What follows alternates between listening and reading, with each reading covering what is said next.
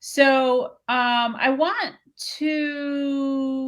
I might have a little bit more on that, but I want to talk a little bit about this sleep thing that you Mhm. kind of mentioned as Yeah. far as because my fiance and I are very different with this.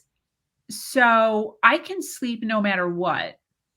Mhm. It could be super high stress. We could be in the middle of a crazy argument. Mhm. The business could just be falling apart, like all craziness. Mhm. And I will sleep perfectly.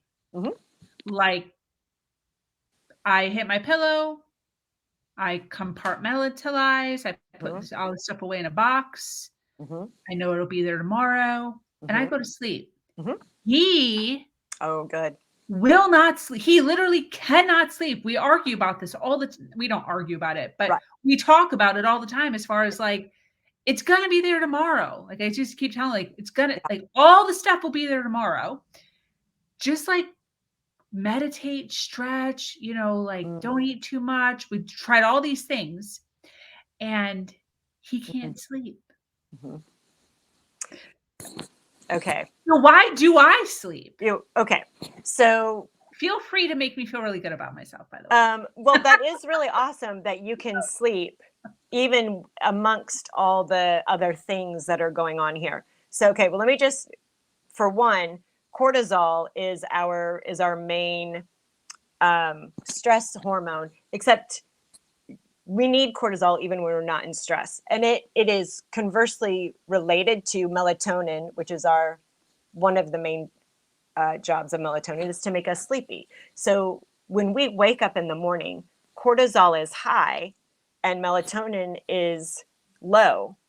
Okay. And over the course of the day, it's supposed to go cortisol comes down and melatonin comes up so we can sleep. Okay. Okay. I love that.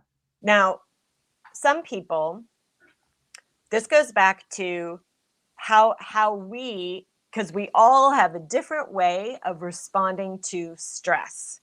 And in those three things that I spoke of, fight, flight, or freeze, and there's another one which is fawn, but that's not really that's more of a behavior. So the fight, like when some people feel threatened, what gets mobilized in their body is a chemistry to go to battle. Okay. And they may be vocal, they may be attacking outside of them. And then for some people, their way of dealing with stress is to just get the hell away. Okay. And then for some people, there's a freeze component where we like literally are immobilized. Even though our insides are going crazy, we can't do anything. Now, you can correlate these things with depression and anxiety. Depression would be a freeze state, anxiety would be a fight state or a flight state or both. Okay.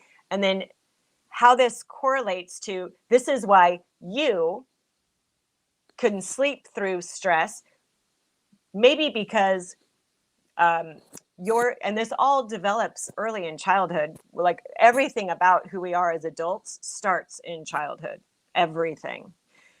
So what you experienced in your childhood maybe made stress more manageable to you, whereas somebody else who might have experienced a different kind of childhood experience, different things might have taken place, or how they perceived it was differently, they might be more stressed and not able to sleep.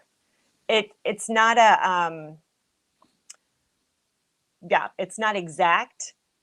And you can also see that somebody, even though their cortisol is high and they're stressed out, uh, that they can go to sleep just out of sheer exhaustion.